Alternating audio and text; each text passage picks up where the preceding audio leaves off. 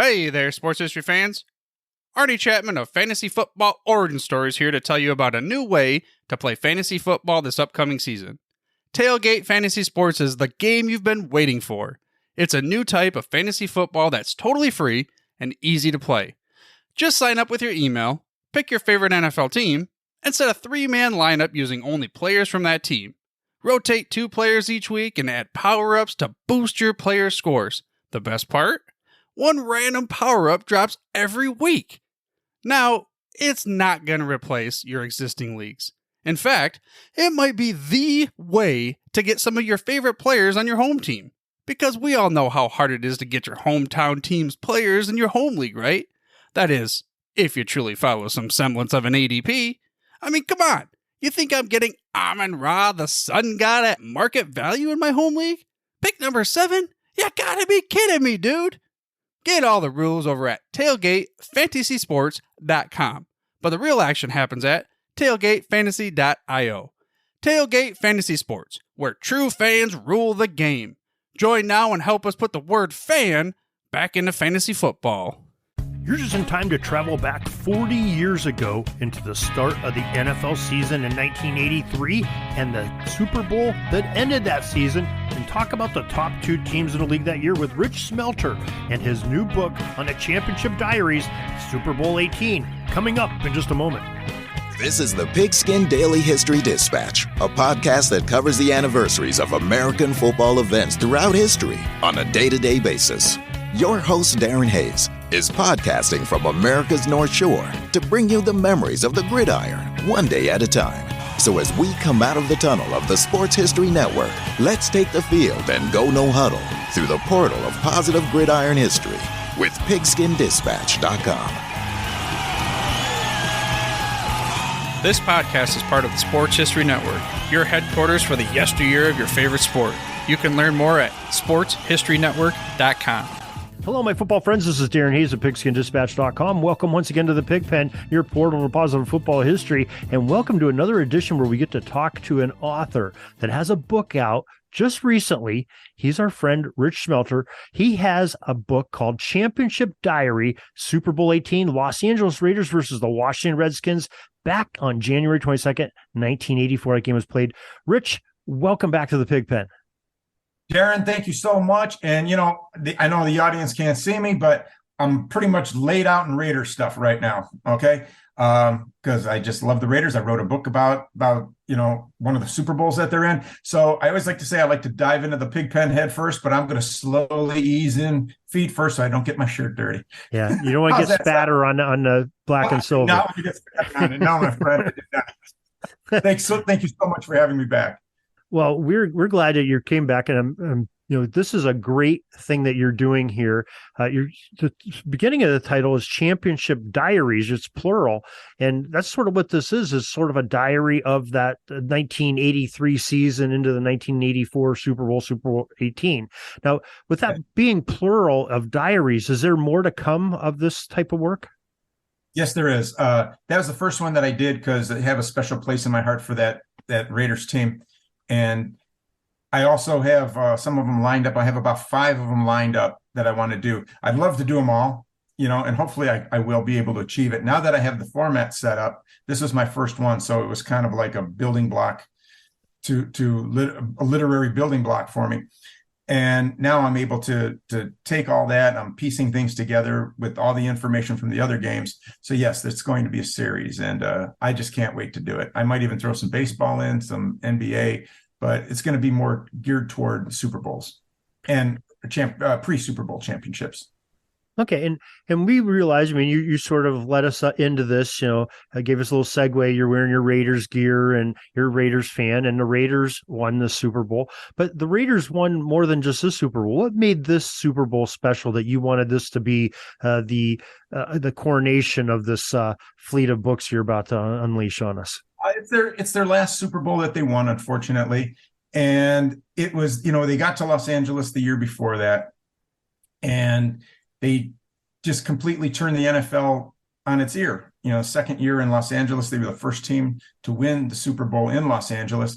And it's just a really cool story, and I like to get to the stories also.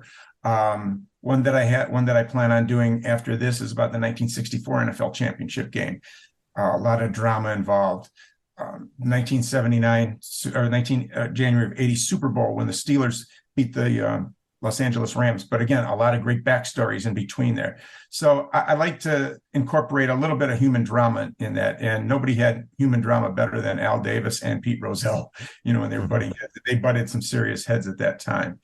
So it's just a lot of interesting things that intertwined in there. So very, very special to me. And I just thought I'll get to a game that I feel really comfortable with, a team that I feel very comfortable with.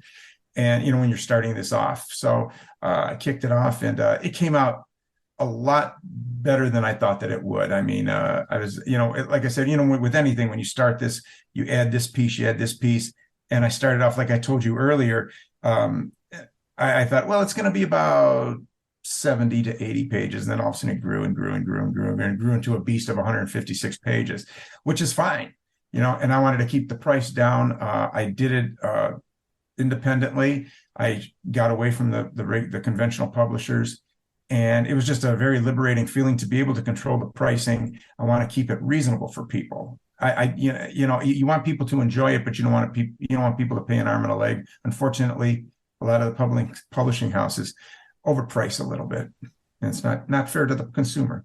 Right. Well, as long as we're on the subject, we'll give the opportunity later in the show too. But let's let people know where they can get this book, and go ahead and give the full title and everything so people can find it too. Okay, you can go to Amazon. You can go to Amazon and just punch in Championship Diary, and it will come up, and you'll see a beautiful cover that my friend Cody Haggard made, and you're getting to be good friends with Cody yourself. Absolutely. And it's just an incredible cover.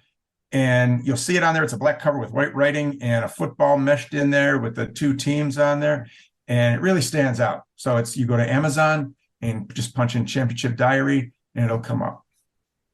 Okay. I believe I sent you a link also if you want to post that up. Yeah, we have folks, if you're driving or don't have a pen and pencil or don't have a computer in front of you, we're going to put this in the notes of the show notes here, and we'll have a subsequent article releasing the same day. Just type in Championship Diary on Pigskin Dispatch. You'll be able to find it that way too, or go to the show notes of this podcast you're listening to. We'll get you right to a place where you can buy Rich's book.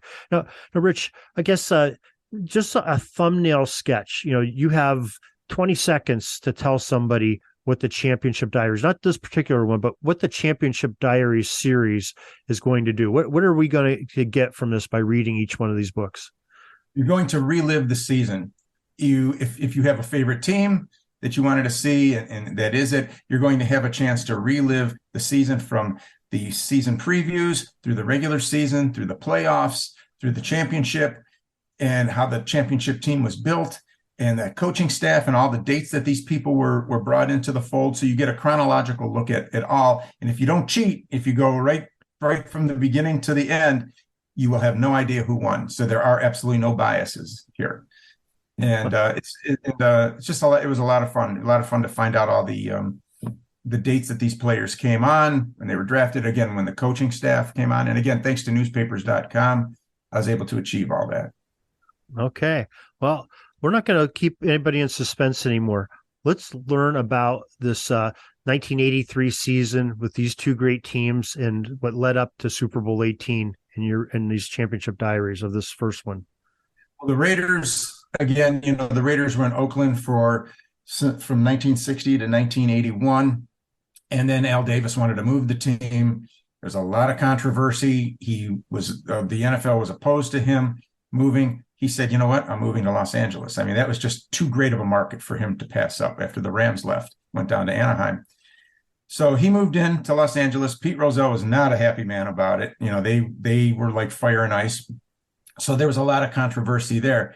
They were, they really weren't settled in Los Angeles. A lot of the guys still lived up in Northern California. They were shuttling back and forth. And finally, by the 83 season, they were able to settle in and maybe find a rent or something like that.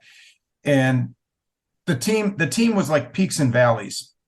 In 1980, they won the Super Bowl. They came out of nowhere to win the Super Bowl. 1981, they kind of crashed and burned.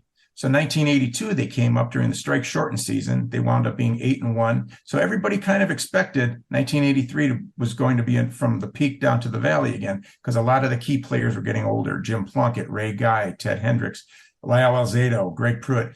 They were all up in their 30s. And, their best years were pretty much behind them, or so they thought. And then on the other hand, the Washington Redskins was a team that was made up of free agents.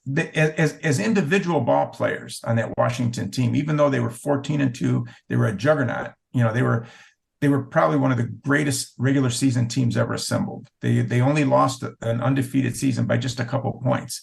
They lost one game to the Dallas Cowboys, the opening game, by 1 point, and then the Green Bay Packers just squeaked by them in another game. So just a couple points here or there, they would have gone undefeated. And you had the MVP in Joe Theismann. You had the reigning Super Bowl MVP in John Riggins. And that, by the way, the Washington Redskins did win the Super Bowl in 1982. So they came into this season just loaded. But again, as I said, individually, they really didn't stand out. Maybe Riggins did, but they really didn't stand out. And Art Monk maybe, but they really didn't stand out. And so many of the players were all free agents. A lot of these guys weren't even drafted by the Redskins. And then all of a sudden, but as a team, they just came together in an incredible way. And they were strong at everything, except they were a little weak. They were a little weak when it came to pass defense. But beside that, they were just, number one against the run. They pretty much had it all. And so they blitzed through the rest of the season after losing those two games. And the Raiders finished 12-4. And they got in kind of, of course, the typical Raiders fashion, dominant way. And then in the playoffs, both teams just totally dominated their opponents. The Raiders, I'm sorry to say, Darren, beat the Pittsburgh Steelers 38-10 in the first round. What? Can you believe that? And then they beat the Seattle Seahawks, which were in the AFC at that time. They dominated them in the AFC Championship game. And Washington did the same thing in the playoffs. Actually, if we could stop you right there, with the Seattle game, you allude to this in the book, and you tell about this the whole regular season. You go through game by game. The Seahawks had defeated the Raiders twice in the regular season during a divisional play, right? Yes, the Seahawks always seemed to have the Raiders' number at that time, and mostly when they were playing up in the Kingdome. Luckily, that game was played in the Los Angeles Coliseum, but in the 83 season, it didn't matter because the Seahawks beat the Raiders in the Coliseum as well. So that game was kind of a little, I think in some circles, I believe that it was a shock because they had Kurt Warner, who was an incredible running back at that time. And the Raiders just shut him down unbelievably. And so they thought maybe they could probably do that to Riggins too. But then also the Raiders had Marcus Allen, but then the Redskins were able to shut down Eric Dickerson in the first playoff game that they played.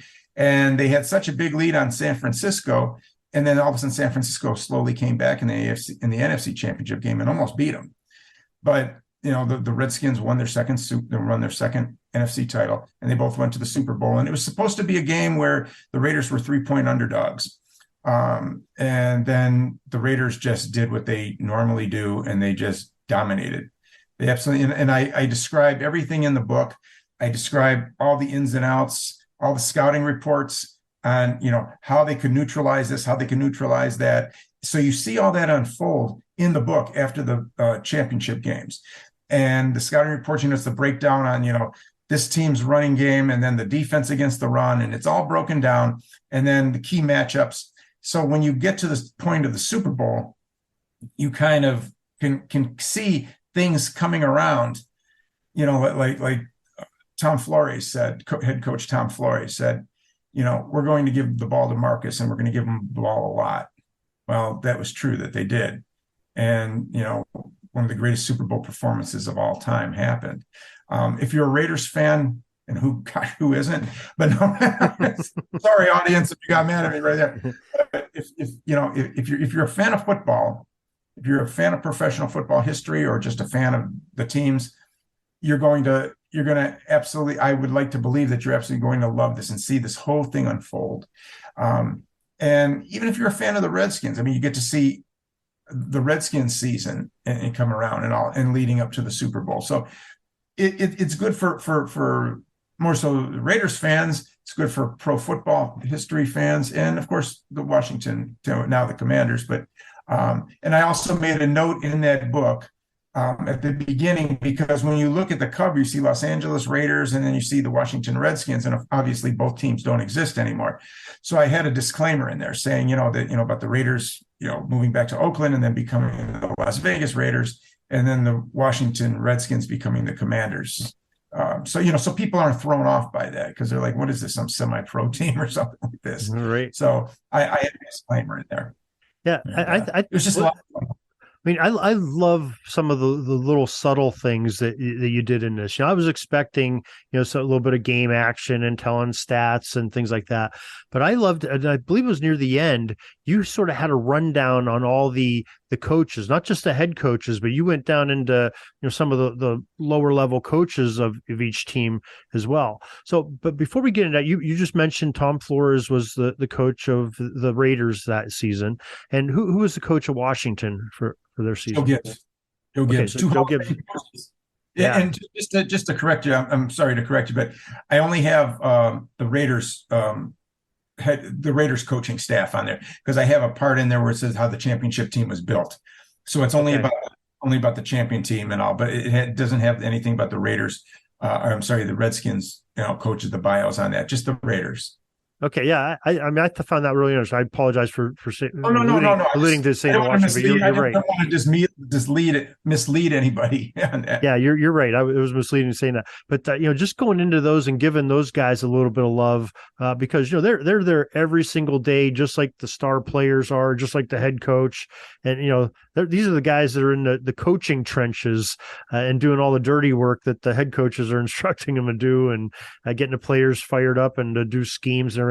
So I love it when books do that and pay homage to some of those folks too. I wanted to do that because it's a team sport, and those guys were an incredible team.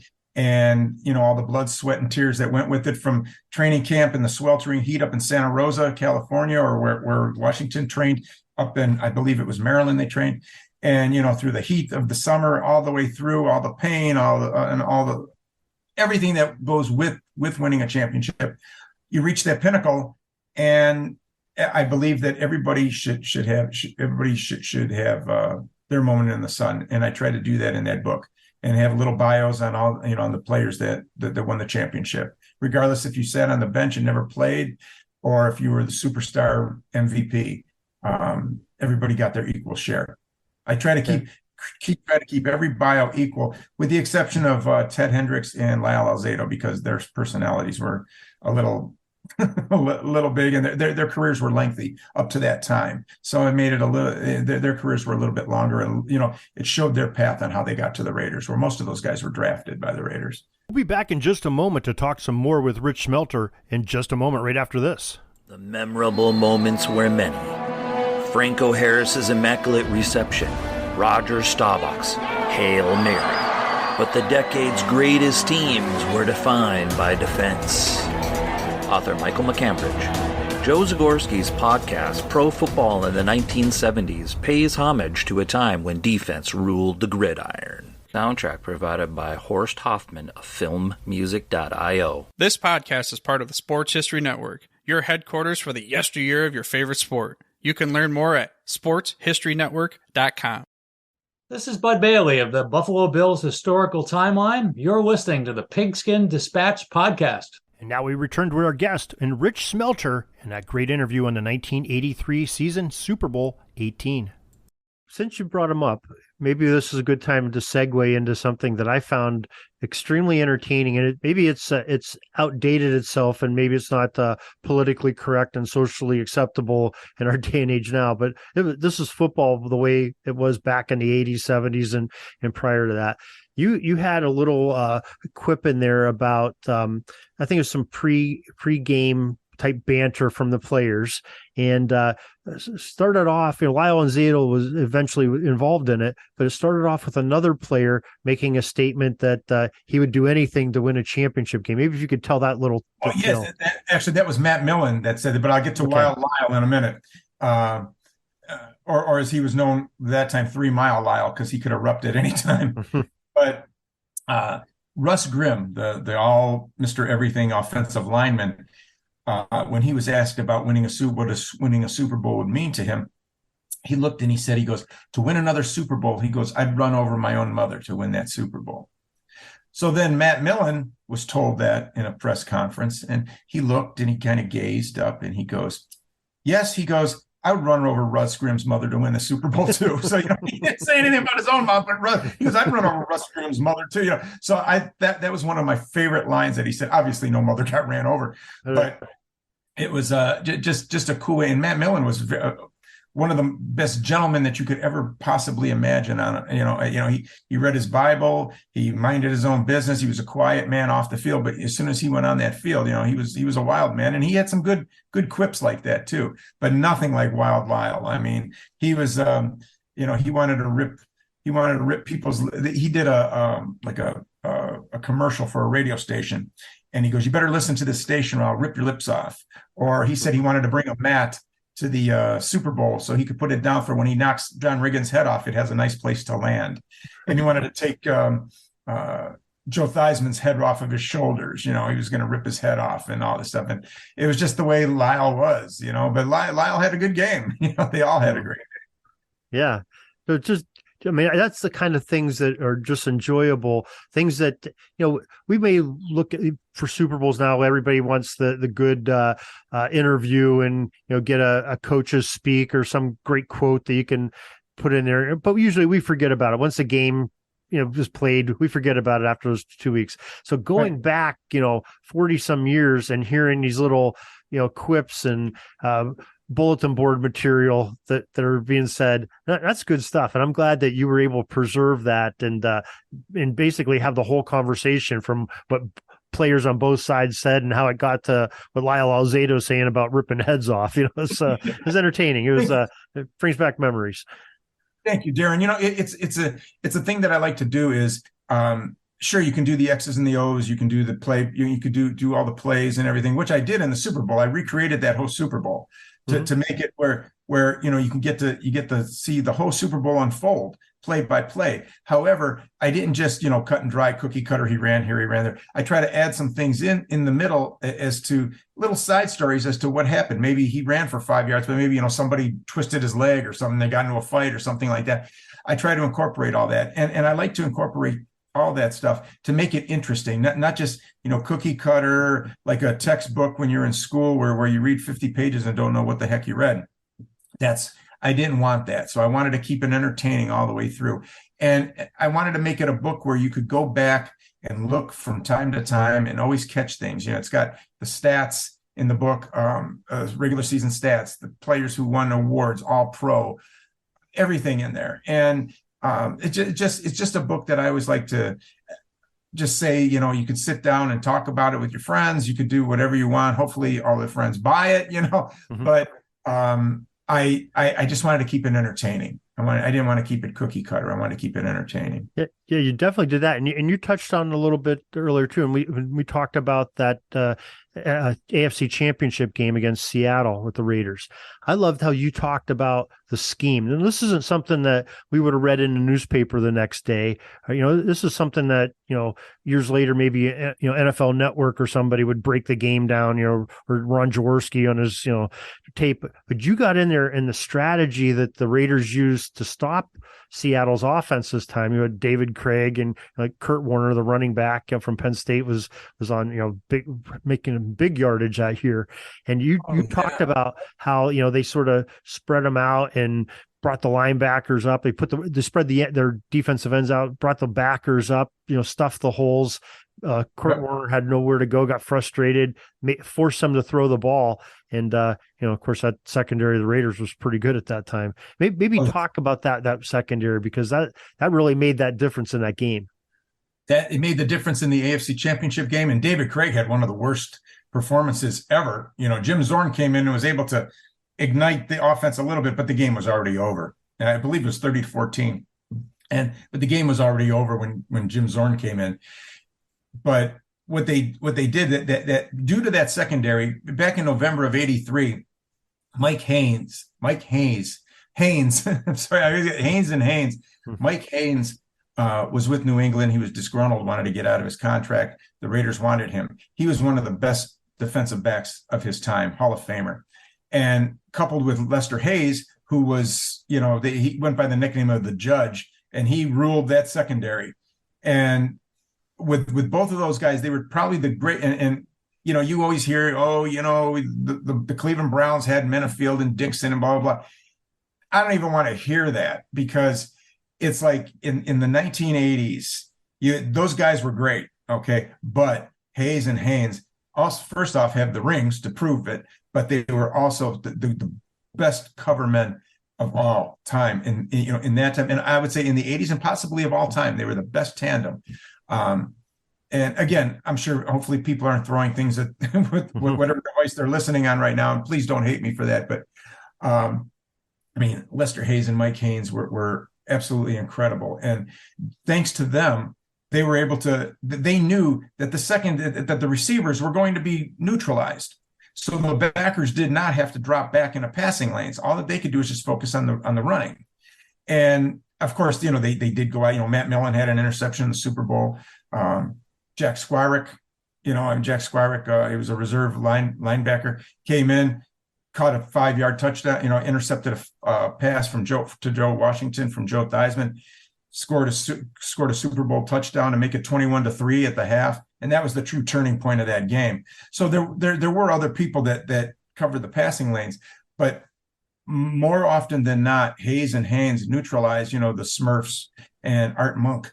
You had the Smurfs, you had these little receivers, the Charlie Brown, Garrett, and they if I left out anybody, please forgive me. But, they were able to neutralize them, especially Art Monk, who's a Hall of Famer himself, a phenomenal talent out of Syracuse. And so they were able to neutralize them. So they didn't really have to focus too much and also you forget Van McElroy was back there and Mike Davis. Van McElroy and Mike Davis were incredible hitters. And so you had a great secondary at that time. And so the backers were able to move up, plug the holes, and John Riggins had nowhere to go, just like Kurt Warner had nowhere to go in the AFC Championship game. And, Riggins was, tearing up yardage, 100-yard games here, 100-yard games there. And he won a few MVPs. I believe he won the Burt Bell Award for the most valuable player.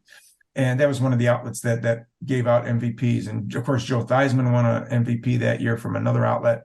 But totally shut them down. And Theismann and Riggins were beating dogs. Riggins had 64 yards, but I think he had like 26 carries that game. So, you could see the dominance that team had. And a great thing was Rod Martin. Love Rod Martin, linebacker for the Raiders.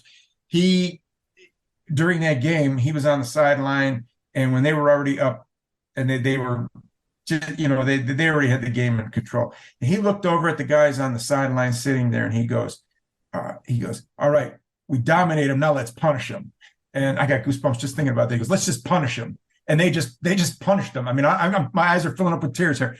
They just punished him. And you saw what they did shortly after that with Theismann. Theismann just, he was just beaten down. His jersey was hanging off of his pads, and probably his helmet was turned halfway around. We just didn't see it. But it was just a dominant thing. But just the way he said that, he goes, we already dominated him. Let's punish him. Let's abuse him. Classic Raider mantra right there. It was just great. Right. Now, another thing you did, you sort of I can't remember if you did it before the Super Bowl. You talked about the Super Bowl or afterwards, but I guess it doesn't really matter. You talked about sort of the season totals for each team, the leaders and things. And one thing that really jumped out at me is how unique the Raiders offense was. If you look at their leading receivers, I think you had, Christensen, who played tight end, was their leading receiver.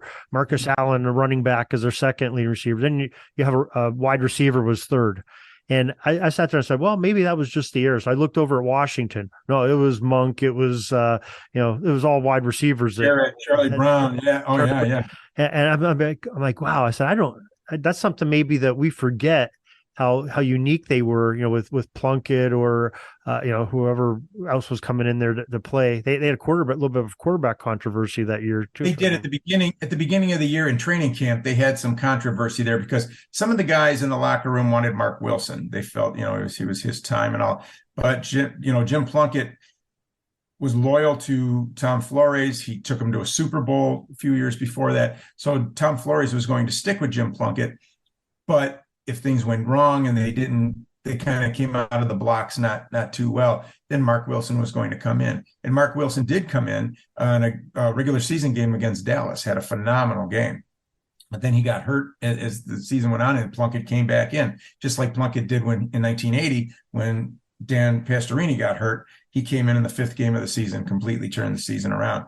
So, then it was Plunkett's job. And they also had David Humm as a backup quarterback, really pretty much a clipboard holder at that time, but still he was there.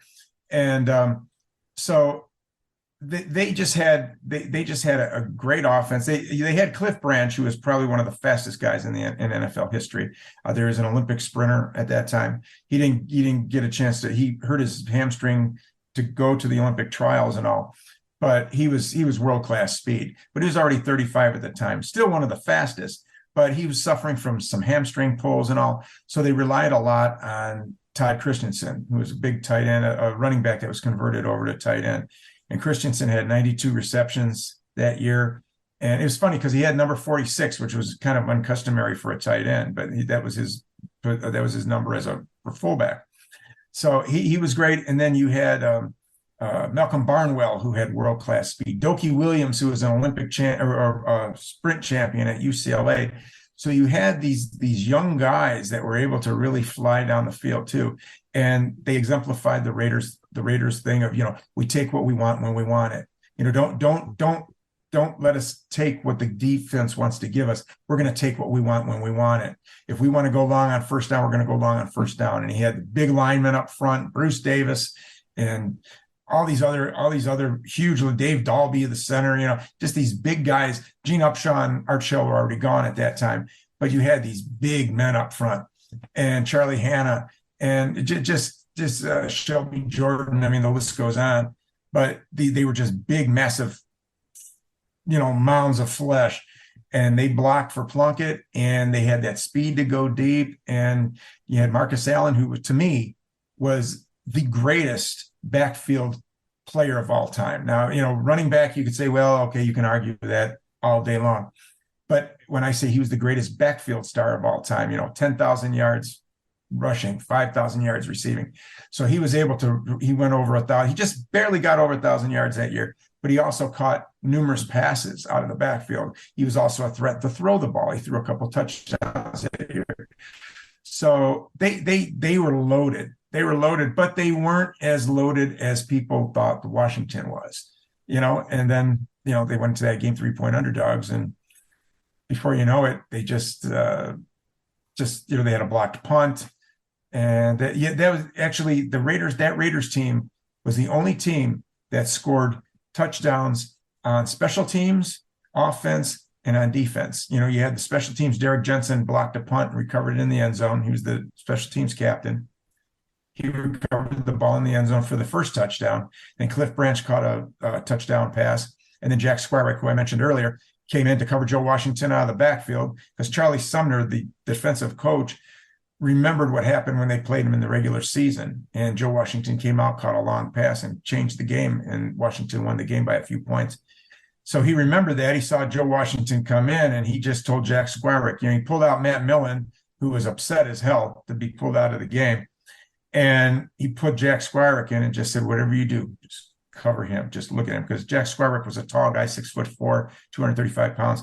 And he played a good outside backer where he could stop the run, but he could also stop the pass. So he was very agile. And he was in his second year. So he was a little bit younger than Millen, because Millen was like a block. He was a good inside linebacker, but he didn't have that reach maybe to cover to the outside.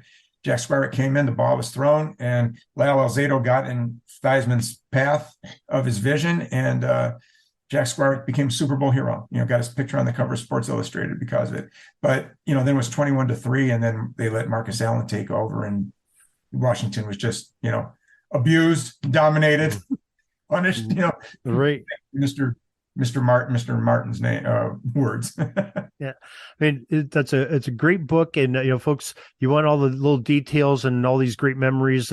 If you were alive to watch it, if you weren't, I mean, it's a great resource to go back and relive some history, because Rich does a great job from soup to nuts, from the beginning of the season and the expectations all the way to the end, and even in the postseason a little bit, and giving some things like we talking about coaching staffs and things like that, and awards and stuff that folks want. So, Rich, now you have, we just talked to you, just a few weeks ago. You had a book come out just a few weeks ago. You had this one come out. You've told me either during this podcast or before we came on, you've got some other writings that are in the works too. So what do people have to look forward? What are some of the subject matters or titles that we can look forward to coming off your typewriter or computer or keyboard or whatever we use now? I'm still old school. You're throwing the old computer, the old paper out of the computer, the typewriter. I have 3 championship diaries planned to come out hopefully within the next 6 months. And also, I'm a huge fan of Hollywood history, and I'm putting together a thing called Tales from Classic Hollywood. A friend of mine, Bruce and Janine, their husband and wife, I just call them my favorite power couple. They helped me come up with the title and everything. So Bruce and Janine, you guys rock. You guys are awesome, and they know they are. And but they said, let's change this, to change it to, Tales from Classic Hollywood. And I was able to take stories just like I do in the football, but I'm putting it into stories about Marilyn Monroe's movies and some of the old classic gangster movies, and Jean Harlow, which was the original Platinum Blonde. And I just love that stuff just as much as I love sports. So I'm working on that stuff simultaneously. And whenever I get the the urge to do something, however I'm inspired, is what I work on at that time. So it's kind of like a yo-yo with that. And I actually also have a book coming out soon called Beasts, Bedlam, and Babes, about classic drive-in movies from the 1950s through the early 80s. And I didn't do that independently. I'm having it through a company called Bear Manor. And great man, Ben Omar, runs that company, and very easy to work with. And I came up with that concept a few years ago. We agreed on it. So I wrote that project. So that'll be coming out. I'm supposed to be getting the proofs on that soon. So I can't wait to get that book out too. That's going to be a lot of fun. So I guess maybe we shouldn't say you have books coming out. You have a whole library coming out here very soon. I like to. I'm living a dream, Darren. It's something that I dreamt about since I was a kid. And but again, like I always say, life gets in the way of things. You go get on with your life and all. And then when you reach a certain time, you say, you know what, maybe I can do this. And then you get your encouragement from your family, your friends. And I have some great friends that I met. And like I said, Bruce and Janine and Bamba and Forrest. And the list just goes on and on and on. Jim, Josh. They know who they are, and I just think they're fantastic people, and they're a great support system for me, and I'd be nothing without them, and I thank them so much. And to the kind people that purchase my products and all, the kind things that they say to me in reviews, strangers that you don't even know, and that you influenced, that you gave them something to maybe be entertained by, and it's just such a rush. And I just love it. So if I could come up with a whole library to entertain people, gosh, I want to do that, Darren, so bad. I just love doing it. I love doing it. And sorry if I offended anybody about saying this person or that person is the best. Only the Steelers losing part. That's the only part that offended anybody. I'm sorry about that. Minifield Dixon to my Cleveland fans, my Cleveland friends that are Cleveland fans. A lot of the people that I just mentioned are diehard Cleveland fans. So I love you guys, and you guys had a great defensive backfield, but not as great as the Raiders at that time. Right. Well, Rich, you are a passionate guy about whatever subject you're writing about. Football, you're writing about Hollywood, or any of the great film stars. Anything you do, you could write about the telephone company, and we probably enjoy it because your passion comes through in the words that you put down on paper. And that's a special gift, my friend. That's why we enjoy looking at your works, having you come on and share that passion. So with that said, let's give the title to this book one more time and where folks can get it. Okay, the name of the book is Championship Diary, Super Bowl XVIII. It's the Roman numerals XVIII. And just go to Amazon and just punch in Championship Diary, and that'll come up and you'll see it. It's a beautiful black cover with white writing, and just click it. It's $10.99 for a physical copy and $4.99 for the ebook. Again, I wanted to keep the prices down. Oh, extremely affordable. Oh, thank you. Yeah. Thank you. I always look and say, what would I pay for something like this? If I saw this book and I didn't know who wrote it, and I'm passionate about it, would I spend that amount of money? And I try to keep it reasonable, because again, sometimes some of the prices get jacked up on these projects, and it's just not right. So I try to keep it as reasonable as I could, and hopefully people will like it. I'm sure they will. Rich, we really appreciate you coming on here, talking a little football, talking a little bit about your literary strategy, and all your works are coming out, and just getting to enjoy and hearing you talk and some of the great things you have to say. We thank you so much for joining us here today. Darren, I thank you. And I just want to tell the audience that this man is incredible. His show is fantastic. I could be on his show every day. I don't know if he can take me being on his show every day, but I so appreciate the opportunity. You'd grow tired of me real quick. I love it. And thank you so much for the kind words about my passion with the books. What the audience doesn't know is Darren winds me up with all this stuff, and then he sets me loose, and then my family has to deal with it. But I'm sorry, Miss Helen. I get so wound up. And excited talking with him, and a great host, great show. And I cannot thank you enough. That's all the football history we have today, folks. Join us back tomorrow for more of your football history. We invite you to check out our website, pigskindispatch.com, not only to see the daily football history, but to experience positive football with our many articles on the good people of the game, as well as our own football comic strip, Cleat Marks Comics. Pigskindispatch.com is also on social media outlets, Facebook, Twitter, Instagram, and don't forget the Pigskin Dispatch YouTube channel to get all of your positive football news and history. Special thanks to the talents of Mike and Gene Monroe, as well as Jason Neff for letting us use their music during our podcast. This podcast is part of the Sports History Network, your headquarters for the yesteryear of your favorite sport. You can learn more at sportshistorynetwork.com.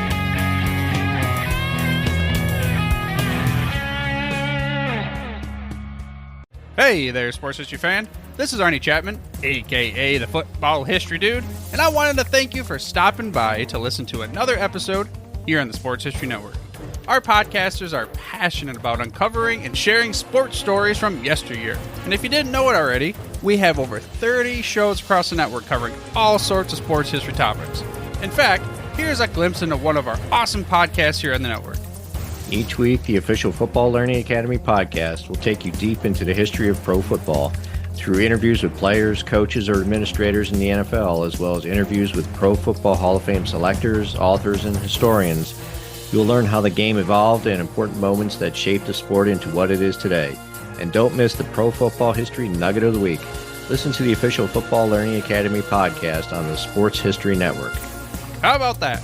I bet you're super hyped to go listen to that new podcast, right? Well, to learn about this show and all the other podcasts on the network, head over to sportshistorynetwork.com/podcast. Again, that's sportshistorynetwork.com/podcast. Head over there today to find your next favorite sports history podcast.